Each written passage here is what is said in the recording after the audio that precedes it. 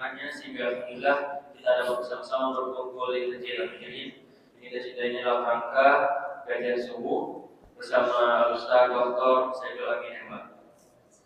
Salam serta salam tak lupa pula kita hadirkan kepada zaman alam yang besar Muhammad sallallahu alaihi wasallam yang melafazkan Allahumma shalli ala sayyidina Muhammad wa ala ali sayyidina Muhammad. Assalamualaikum ya Rasulullah, assalamualaikum ya Habibullah.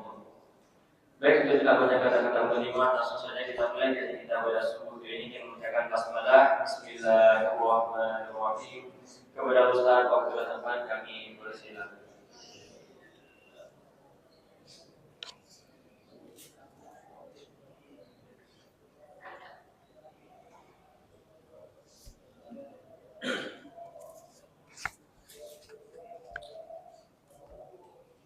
Assalamualaikum warahmatullahi wabarakatuh.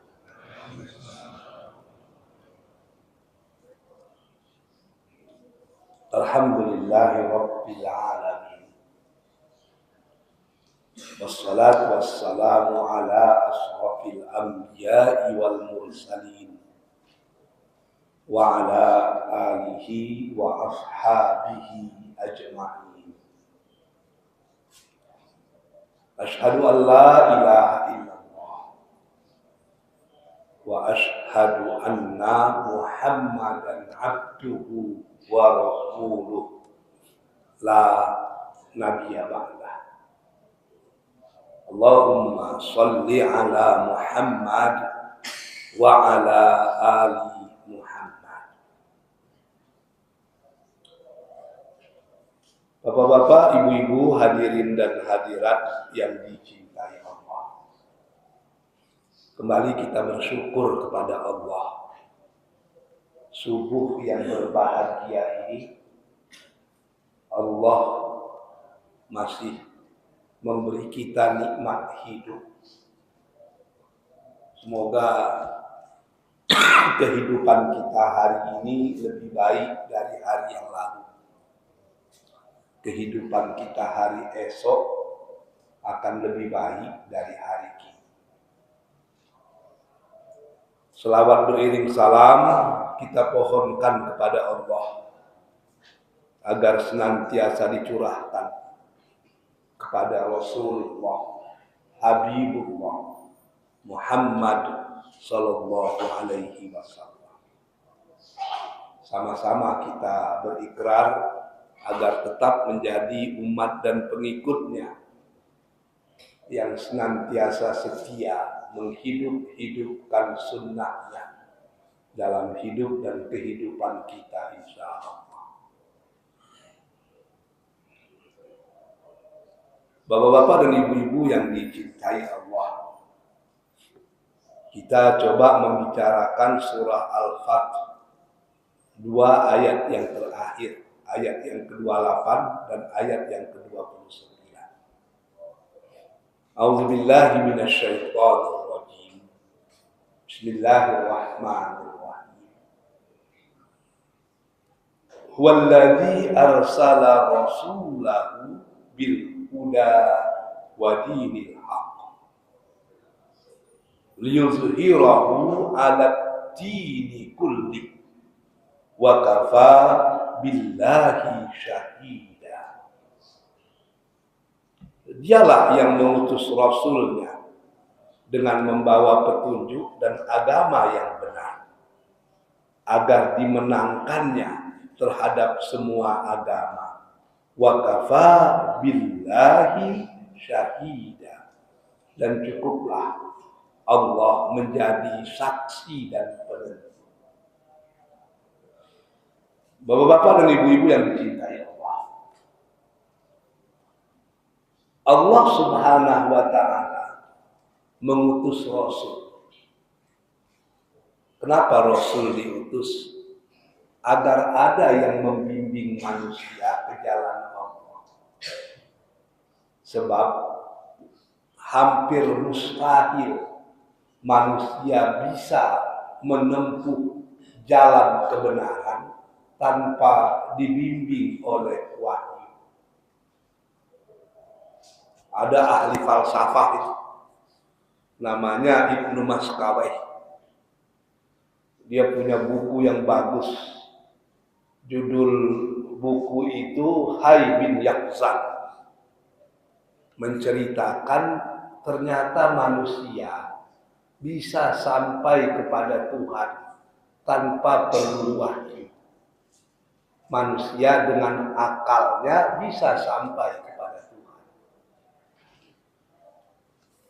Kalau sampai kepada Tuhan mungkin. Karena ahli-ahli filsafat Yunani juga sampai kepada Tuhan. Pitagoras bilang yang paling hebat itu the one, yang satu. Plato bilang super ide. Aristoteles bilang the prime unmoved mover, penggerak yang tidak bergerak, pencipta yang tidak diciptakan, itulah Tuhan. Ada yang bilang super ego, ada yang bilang monad, macam-macam. Intinya itulah Tuhan menurut mereka. Hanya sampai sebatas itu. Apa yang mesti dilakukan manusia kepada Tuhannya? Bagaimana manusia bertuhan?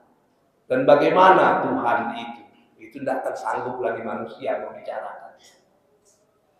Oleh karena itu perlu Rasul. Rasul yang menjelaskan kepada kita siapa itu Tuhan dan apa perintah-perintah Tuhan.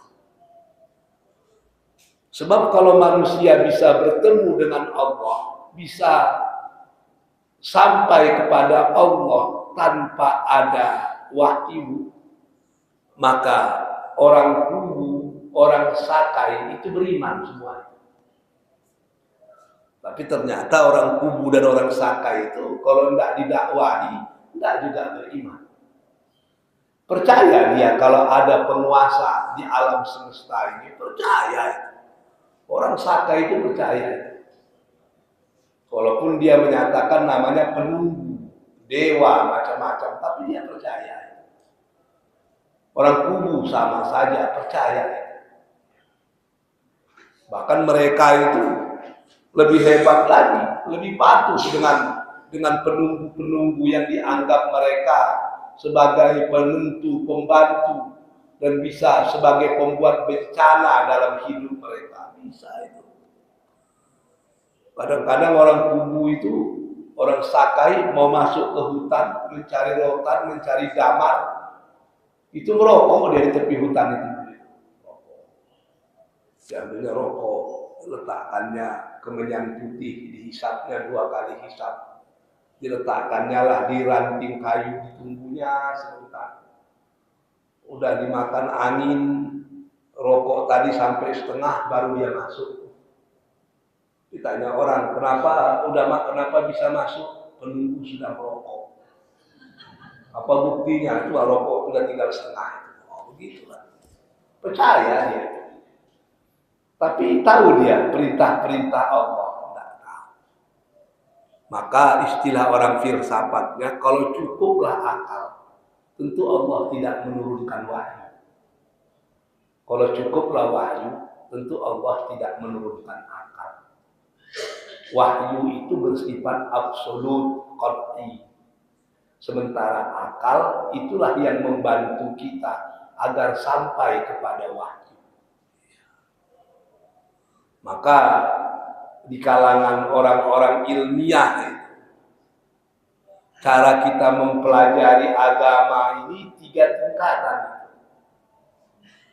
Yang pertama bayani, yang kedua burhani, dan yang ketiga irfani.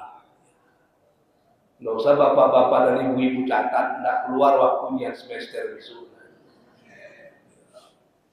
Yang pertama itu bayani. Secara ringkasnya bayani itu adalah memahami ajaran agama berbasiskan kepada wahyu. Sebab agama itu mesti pakai dalil. Kalau tidak pakai dalil, tidak agama namanya. Kenapa bapak-bapak sholat? Aqim sholat, lidulukis, ila qasakilah. Banyak ayat-ayatnya. dirikanlah sholat. Kalau matahari sudah begini, kalau matahari sudah begitu. Terus kalau fajar sudah terbit, ada dalilnya. Inna aqimus sholata liduluki syamsi ila ghasaqil wal qur'ana fa inna qur'anal fajri kana ada dalilnya. Kenapa kita puasa? Ada dalilnya itu. Ya ayyuhalladzina amanu kutiba alaikumusiyam. Ini puasa makin dekat, ini kan 3 bulan lagi, tidak salah itu. Jadi apa namanya? Ada dalil, itulah agama. Kenapa kita haji? Walillahi 'alan nasi hajjul bait man istata'a ilaihi sabila. Ada dalilnya. Kenapa berwudu kalau mau sholat? Ada dalilnya. Fagsilu wujuhakum wa aydiyakum. Ada dalilnya. Jadi sesuatu itu baru bisa dilaksanakan kalau dia punya dalil. Kalau tidak ada dalil, itu yang disebut dengan bid'ah. Kalau menyangkut masalah ibadah. Kenapa tangan kita di dada? Ada dalilnya. Letakkanlah tangan ke ala sadri, di atas dada. Kenapa di perut? Ada dalilnya. Fi butni, di atas perut. Macam-macam. Kenapa berbeda-beda? Ya, sebab banyak dalilnya. Orang bisa berbeda pendapat karena pertama mungkin dalilnya yang berbeda. Dia memakai dalil di atas dada, diletakkan di atas dada. Yang lain memakai dalil di atas perut, diletakkan di atas perut. Dalilnya berbeda. Ada lagi dalilnya sama, pemahamannya yang berbeda. Contohnya apa itu? Yang paling mudah, aula mastumun nisa, atau yang membatalkan wudu itu kalau kalian bersentuh dengan perempuan. Menurut mazhab Syafi'i, asal bersentuh saja dengan perempuan batal wudu itu. Sengaja tak sengaja itu nanti, yang penting bersentuh batal wudu. Kata gurunya Imam Malik, ayatnya itu juga aula mastumun nisa. Kata Imam Malik, dia bukan la masa, tapi la masa. Pindah dari bab fa'ala menjadi fa'ala. Fungsinya apa? Lil musyarakah, bersangatan. Maka bagi mazhab Maliki yang membatalkan wudu itu, kalau bersentuh yang diiringi dengan nafsu. Kalau tersentuh, tak batal. Datang Ibnu Hambal, datang Imam Hanafi. Kata Imam Hanafi, aula mastumun nisa itu kalimat majazi, sindiran, bukan hakiki. Aula masa itu majazi, hakikinya adalah jima atau wata. Jadi membatalkan wudu menurut Hanafi kalau berhubungan suami istri. Dalilnya ada. Rasulullah pernah mencium istrinya. Selesai diciumnya, dia terus sholat. Kalau mencium saja tidak batal, apalagi sekedar berpegangan. Dalilnya sama, cara pemahamannya berbeda. Sehingga berbeda pendapat. Yang pertama tadi, cara mengambilnya yang berbeda. Ada yang mengambil di sini, ada yang mengambil di sini. Yang ketiga, tidak ada dalil secara khusus. Sehingga orang mengkias atau berijtihad. Apa contohnya itu? Transfusi darah. Ada dalam Quran membicarakan transfusi darah. Nah, dalam hadis, nah, pendapat ulama yang 4, nah, pendapat ulama-ulama klasik, nah, karena belum pernah terjadi. Sekarang orang perlu transfusi darah. Ustadz Abu Zahra perlu transfusi darah. Ada satu sakit yang memang perlu transfusi darah. Hukumnya tidak ada ya. Gimana caranya? Boleh tidak boleh? Berbeda ulama. Ada yang bilang boleh, karena ad-darurah tubihul mahzurah. Kalau dalam kondisi darurat yang haram pun boleh halal. Ada yang bilang betul, tapi ad-darurah itu pada tempatnya. Ada waktunya, ada batasnya, dan ada syarat-syaratnya. Apa syaratnya itu? Si penderma darah harus orang beriman juga. Kalau tidak, di darah orang kafir itu banyak hal-hal yang tidak betul. Dikhawatirkan kalau masuk darahnya ke tubuh orang beriman bisa masalah pula. Oh, itu macam-macam pula. Apa bisa darah itu dibedakan? Ini darah orang beriman, ini darah orang kafir. Susah juga itu. Oh, terjadi perdebatan. Itu penyebabnya muncullah yang disebut dengan khilafiyah, perbedaan pendapat. Tapi di Indonesia perbedaan pendapat ini tidak begitu masalah. Di Indonesia ini yang bermasalah justru perbedaan pendapatan. Nah, itu masalahnya. Kalau perbedaan pendapat tidak ada masalah. Jadi Rasul itu diperlukan, karena tanpa Rasul kita tidak akan bisa sampai kepada Allah. Hanya Rasul yang bisa memahami apa yang diinginkan Allah. Allah hanya berkata, aqimus shalah, dirikan sholat. Tapi Allah tidak menyebutkan bagaimana cara sholat. Kapan kita tegak, kapan kita rukuk, kapan kita iftidal, kapan kita sujud. Kapan tahiyat awal, kapan tahiyat akhir, tidak ada disebutkan itu. Siapa yang mengajari kita sholat? Shollu kama ra'aitumuni usolli. Sholatlah kalian seperti mana kalian melihat aku sholat. Kenapa Rasul tahu bagaimana cara sholat? Sebab Rasul itu dibimbing oleh wahyu. Rasul itu memiliki kecerdasan yang luar biasa. Maka dia memiliki sifat yang kita sebut dengan fatonah, artinya cerdas. Dia cerdas sekali. Ini yang dikatakan Muhammad Abduh, Rasul itu manusia pilihan. Dan di antara Rasul-Rasul itu yang paling terbaik adalah Rasulullah Sallallahu Alaihi Wasallam. Kalau adalah manusia yang lebih baik dari Rasulullah, maka dialah yang akan menjadi Rasul yang terakhir. Sayangnya tidak akan pernah ada orang yang lebih baik dari Rasulullah. Maka Rasul itulah Nabi yang terakhir. Kelebihan Rasul itu apa? Kelebihan Rasul itu dia balancing, seimbang antara kehidupan material dan spiritualnya seimbang. Ada orang yang tidak seimbang. Sami-sami, pendeta-pendeta Hindu Buddha itu bisa tidak makan berhari-hari, bertapa, berminggu-minggu bisa itu. Tapi disuruh memimpin masyarakat, tidak akan bisa. Ada yang cerdas, semua dia bisa, tapi gersang spiritualnya. Rasul tidak. Rasul itu balancing, seimbang.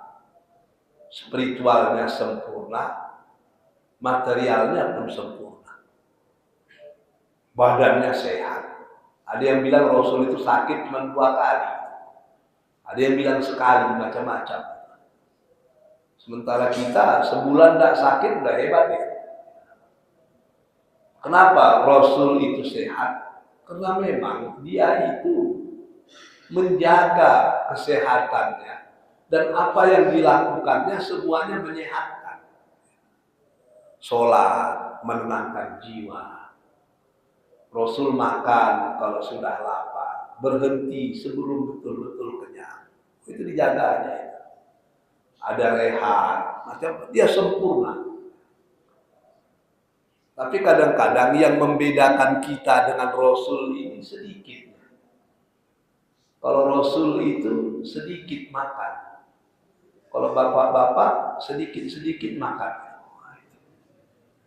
Rasul itu sedikit tidur.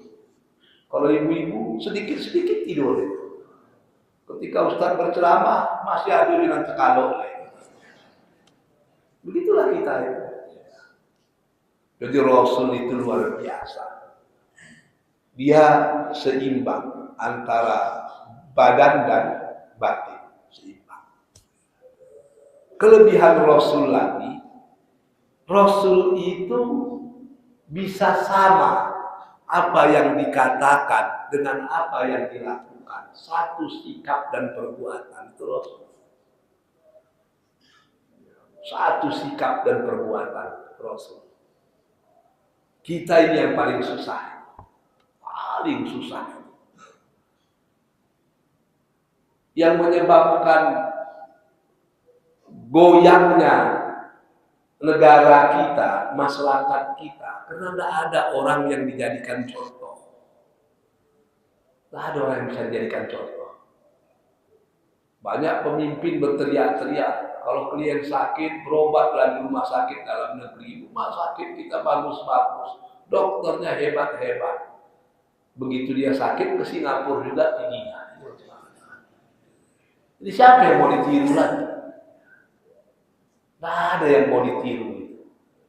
Sehingga orang patah hati. Di tengah-tengah masyarakat juga begitu. Waktu saya kuliah di Padang itu, ada guru kami namanya Hasan Mahdi, orang Bukit Tinggi, alumni Parabe, sekolah ke Mesir, ke Darul Ulum, sampai master. Istrinya Rahimah Ahmad, orang Bukit Tinggi juga. Saya tanya, apa hubungan ibu dengan bapak? Ini tidak ada. Cuman ayahnya bapak namanya Buya Mahdi. Ayahnya ibu namanya Buya Ahmad. Waktu bapak sekolah di Mesir, ibu masih di Parabe. Lalu bertemulah Buya Ahmad dan Buya Mahdi itu untuk menikahkan anak mereka. Dinikahkan di Bukit Tinggi. Suaminya di Mesir, istrinya di Bukit Tinggi. Hanya orang tua itu aja menikahkan. Begitu sah nikah, diantarlah istrinya pergi ke Mesir. Suaminya pun tidak tahu bagaimana bentuk istrinya. Tapi sampai meninggal aman-aman saja. Kenapa? Buya-buya dulu suka menikahkan anaknya dengan sesama buya. Sebab buya-buya dulu itu bisa jadi contoh. Sesama buya tahu perangainya masing-masing. Sehingga rindu mereka menikahkan sesama anak mereka. Karena dia tahu besannya itu orang baik. Sekarang buya-buya malas menikahkan anaknya dengan sesama buya. Apa penyebabnya? Sama. Karena dua-dua sudah tahu perangai masing-masing. Itu juga. Wah, dulu luar biasa. Dulu para pemimpin itu dihormati. Sehingga orang selalu memberi nama anaknya dengan nama pemimpin. Adik ayah saya yang paling bungsu, udah umur hampir 70 juga sekarang. Namanya Muhammad Rum. Ketika saya tanya dengan ayah saya, kenapa nama pakcik itu Muhammad Rum? Atukmu itu sangat hormat dengan Muhammad Rum, Perdana Menteri Indonesia.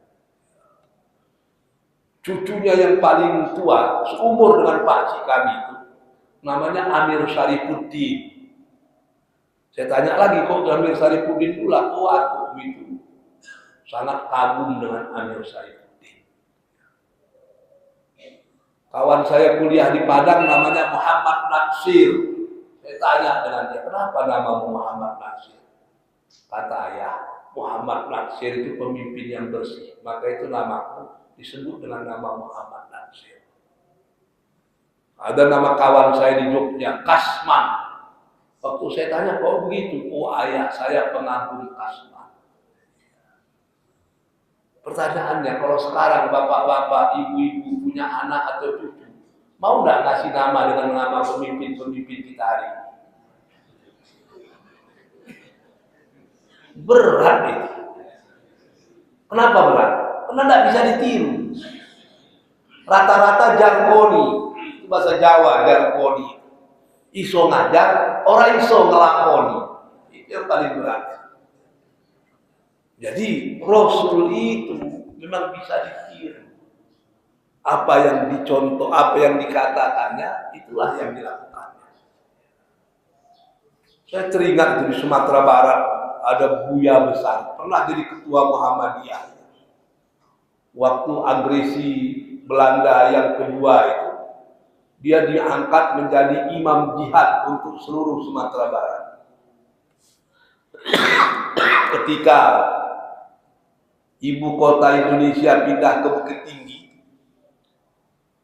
Pak Hatta mengangkat dia sebagai penasehat presiden. Ketika ibu kota pindah ke Yogyakarta balik, Pak Hatta minta supaya dia pindah ke Jogja, sebab dia adalah penasehat presiden. Oh, ditolak ya. Enggaklah, saya di Sumatera Barat aja. Saya pikir jarang juga orang sekarang yang mau menolak jabatan macam itu, jarang. Sama dengan Pak A.R. Fahrudin. Sesudah alam sah Ratu Perwira Negara, dia diminta menjadi Menteri Agama.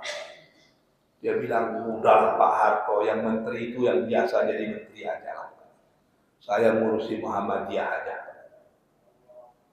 Selesai alam sah, sebelum Munawir Sazali, dia minta lagi jadi Menteri Agama. Tidak mau, menolak. Ada urusan, saya ngurusin ini aja lah.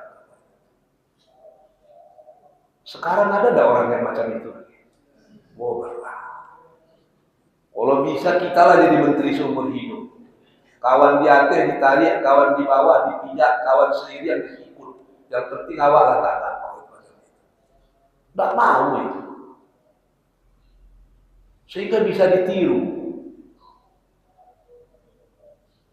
Setiap malam Ahad, malam Jumat, orang terkejut, nengok dia keluar dari komplek pelacuran. Wih, kiai besar kok ke komplek pelacuran itu ngapain itu? Rupanya ngajari anak-anak pelacur itu ngaji. Anggota MPR RI itu Pak Air masih mau ceramah di komplek pelacuran. Yang diajarnya anak-anak pelacur. Ibu-ibunya yang sedang tidak punya tamu pun diajar. Ketika ditanya kenapa? Wah, ini dakwah ini. Cukuplah yang rusak itu ayah dan ibunya, anak-anaknya jangan. Anak-anaknya kita bina. Begitu. Dialah orang yang menulis surat kepada Paulus Yohanes Paulus II. Nabinya orang Kristen, ditulisnya surat. Didakwahinya supaya masuk Islam. Kalau istilah orang Minang, bangang.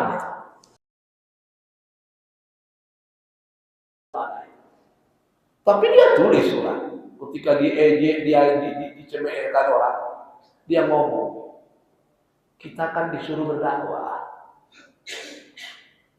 Kita sampaikan ke Paulus untuk masuk Islam. Sehingga besok di hari kiamat, kalau Allah bertanya, udah kau dakwahi belum Paulus itu? Udah. Apa buktinya? Udah kirim surat. Ada jawaban kita. Andai kata kita tidak berdakwah kepadanya, Allah bertanya, kita tidak punya jawaban. Itu dosa bagi kita di akhirat. Sehalus itu perasaannya tentang dakwah. Kalau kita kan enggak kan. Ada anak-anak PAN, anak-anak macam mana, enggak mau kita mendakwahi, biarlah mati-mati sulang salah. Begitu halusnya. Makanya ada yang ditiru. Buya Air Sultan Mansur juga demikian. Jadi penasihat presiden ditolak. Tinggal di Padang. Tidak punya rumah. Jadi kontraktor. Di mana tinggal kontrak. Berkumpullah tokoh-tokoh di Sumatera Barat. Di Buya kita ini. Kita buatkanlah rumah. Cari tanah, dapat tanah. Belikan bahan, dapat bahan. Selesai. Tinggal menegakkan rumah saja lagi, cari tukang. Orang-orang kaya di Padang itu membuatkan dia rumah di sawahan. Buya, disinilah rumah Buya. Tanah sudah kami beli, bahan-bahan sudah oke, tinggal menegakkan aja. Buya dan kami cari tukang atau kami. Piti tukang kami tanggung. Nah, terserahlah. Sore siap asar datang kepala sekolah Muhammadiyah. Buya, murid awak banyak kini. Tapi atok latih lokal kurang. Bahan tidak ada. Piti tidak nambah. Macam mana ya Buya? Alhamdulillah. Pagi tadi ada orang magi bahan ke saya. Papan lengkap semua, diletakkannya di sana. Ambillah itu semua, perbaikilah sekolah Muhammadiyah itu. Sampai mati tidak punya rumah. Kalau dia mau kaya bisa, tapi dia tidak mau kaya. Sehingga memang bisa dijadikan contoh, bisa ditiru. Dan memang Rasul itu bisa ditiru. Laqad kana lakum fi Rasulillahi uswatun hasanah. Pada diri Rasul itu bagi kalian ada contoh tauladan yang baik. Kalau Allah menyuruh tiru Rasul, artinya Rasul itu bisa ditiru. Tidak mungkin Allah menyuruh kita meniru sesuatu kalau orang itu tidak bisa ditiru. Dan Rasul itu kan sering saya ceritakan memerankan hal-hal yang detail dan mudah untuk kita tiru. Ketika dia jadi suami bisa ditiru karena dia memang sangat luar biasa dengan istri-istrinya. Berbeda dengan orang Kristen. Orang Nasrani itu nggak punya yang bisa ditirunya, sehingga tidak ada kompas dalam kehidupan. Begitu orang Nasrani menikah, dia jadi suami. Siapa yang mau ditirunya? Nabi Isa, nggak bisa. Karena Nabi Isa tidak pernah menikah. Bagaimana meniru yang tidak bisa ditiru? Begitu orang Nasrani punya anak, dia jadi ayah. Siapa yang mau ditirunya? Nabi Isa. Dia tak menikah, tentu tak punya anak. Dan tak pernah menjadi ayah. Bagaimana seorang ayah bisa meniru Nabi Isa yang dia tidak pernah menjadi ayah? Kan susah. Begitu orang Nasrani punya cucu, menjadi andong, menjadi inyak, menjadi kakek, menjadi opung, menjadi datuk, menjadi bakangku. Siapa yang bisa ditirunya? Nabi Isa, tidak bisa. Karena Nabi Isa tidak pernah punya cucu.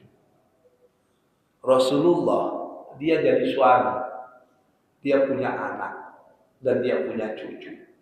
Siapapun yang jadi suami, siapapun yang punya anak, siapapun yang punya cucu, bisa meniru Rasul. Karena Rasul memang melalui semua itu.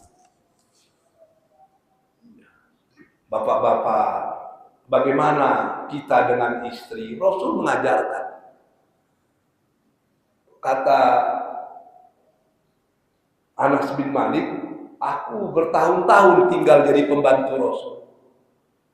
Selama bertahun-tahun itu aku tidak pernah mendengar Rasul itu berkata keras kepada istrinya.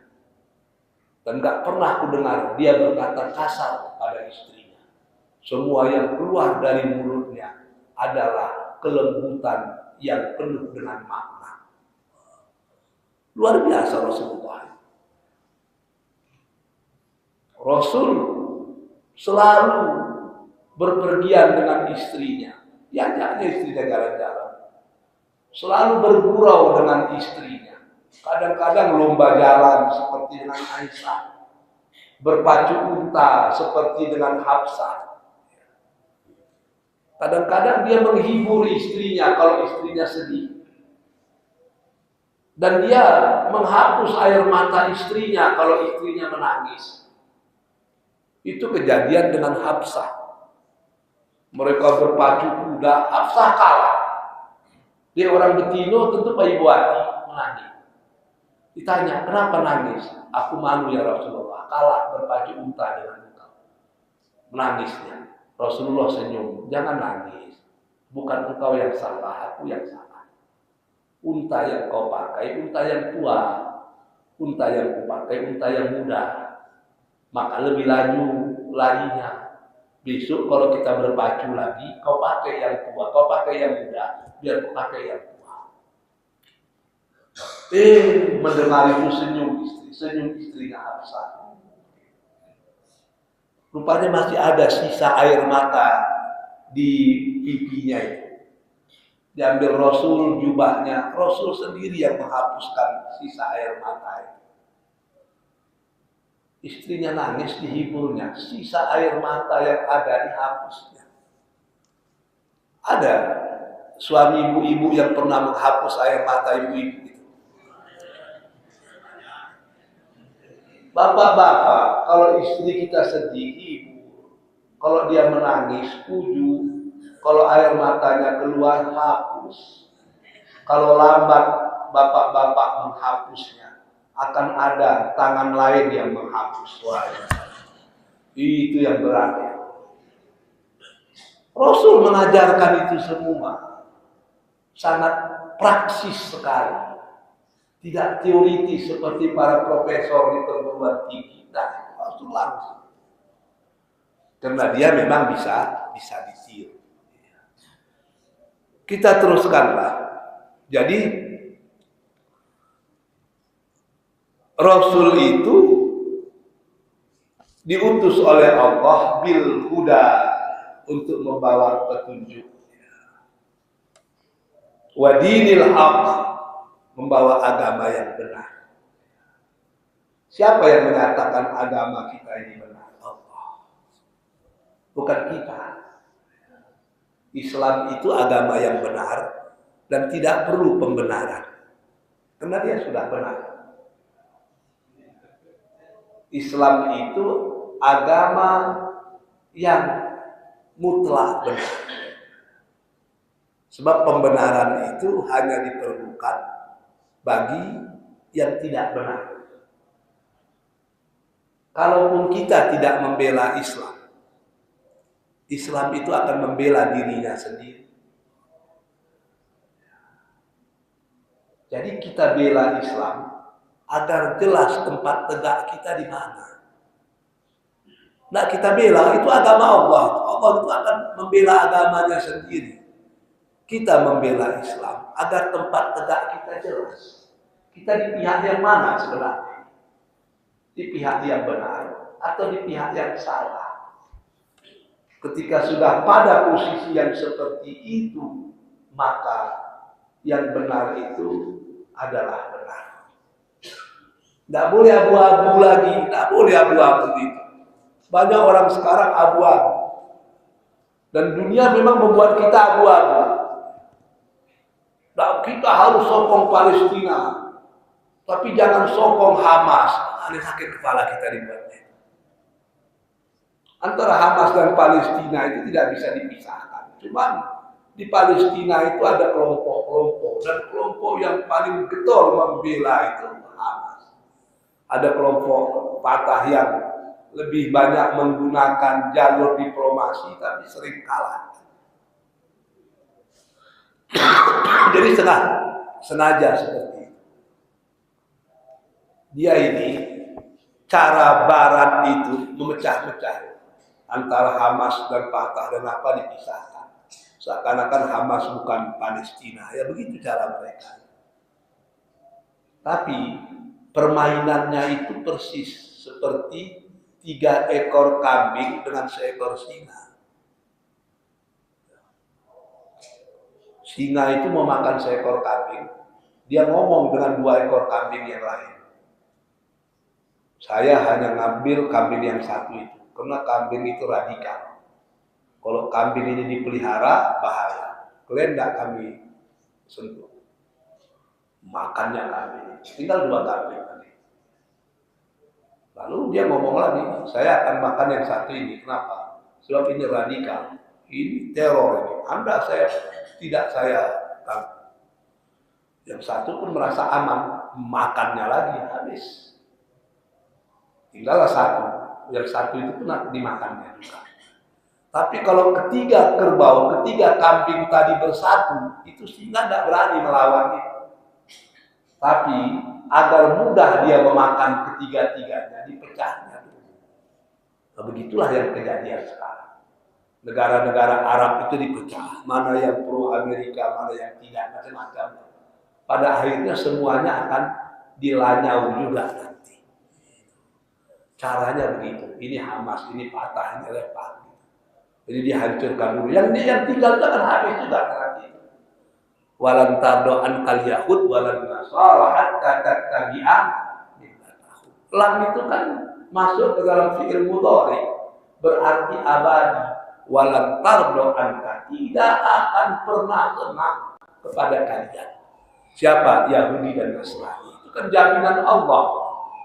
Kalau Allah sudah menjamin dan juga kita percaya, bagaimana lagi?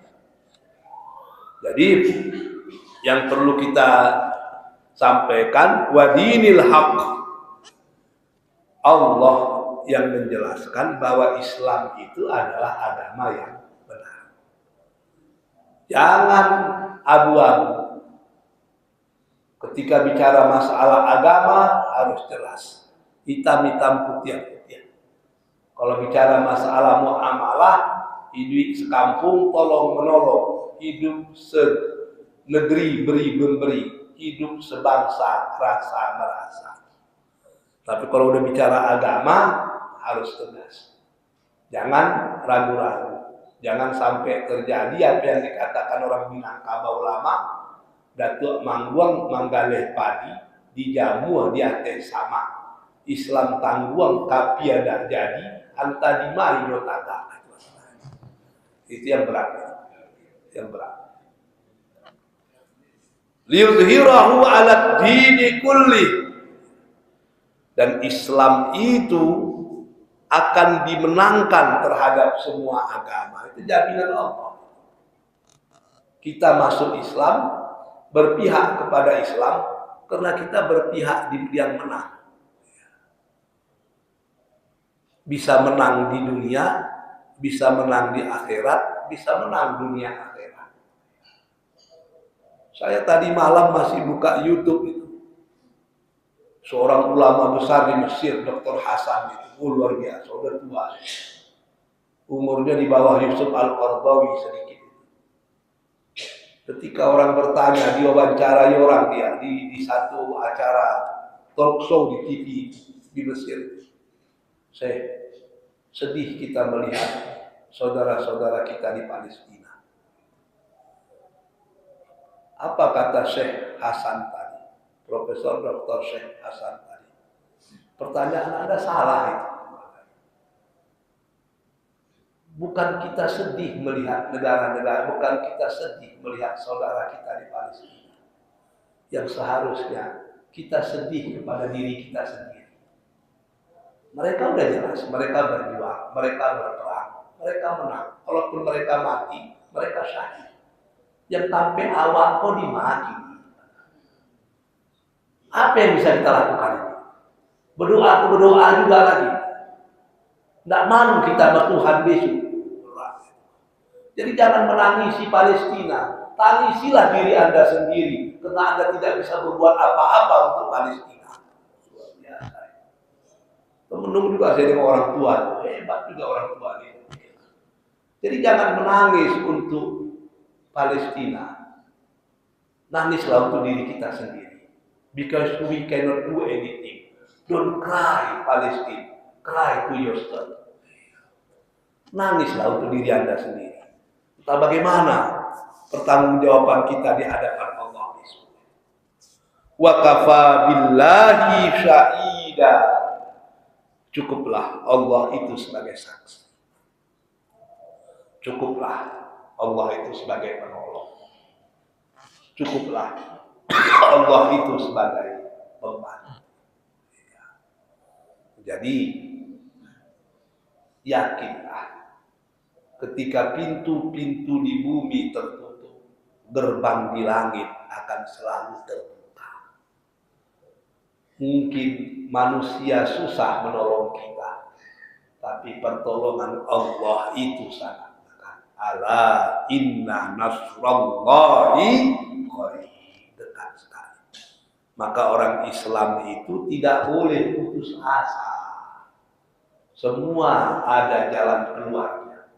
Dan jalan keluar yang terbaik itu bermohon kepada Allah. Bapak-bapak punya masalah. Mau disampaikan ke istri, tidak sampai hati. Disampaikan ke anak, tidak enak. Disampaikan ke dunsana, tidak lama. Mau disampaikan ke kawan, kawan lebih banyak lo masalahnya pada Allah. Mau disampaikan ke jiran, beko viral jadi gosip. Disimpan-simpan jadi penyakit. Kepada siapa bapak-bapak ceritakan? Kepada Allah. Kepada Allah.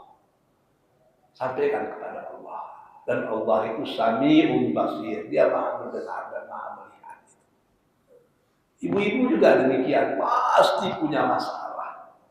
Mau diceritakan ke anak, tidak enak. Diceritakan ke dunsana, tidak lama. Diceritakan ke kawan, kawan punya masalah juga. Mau diceritakan ke jiran, beko viral jadi gosip. Disimpan-simpan jadi penyakit. Mau ibu-ibu ceritakan ke suami, suamilah puncak masalahnya. Jadi kepada siapa ibu-ibu ceritakan? Pada Allah. Wa kafa billahi syahida. Cukuplah Allah sebagai saksi. Cukuplah Allah sebagai pelindung. Dan Allah segala-galanya. Jadi without Allah we are nothing. With Allah we are everything. Oh, itu kata orang Batu Sangkar. Saya rasa itulah yang bisa kita sampaikan. InsyaAllah akan kita teruskan pada pertemuan-pertemuan yang akan datang. Sebelum ditutup, kalau ada yang ingin bertanya, saya persilakan dengan segala hormat.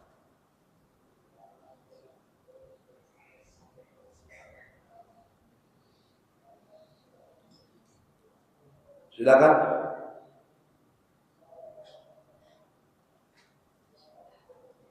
Ibu-ibu, ada yang mau bertanya tentang hukum poligami atau?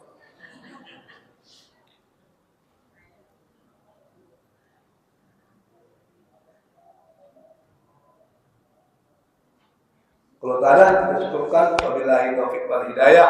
Assalamualaikum warahmatullahi wabarakatuh.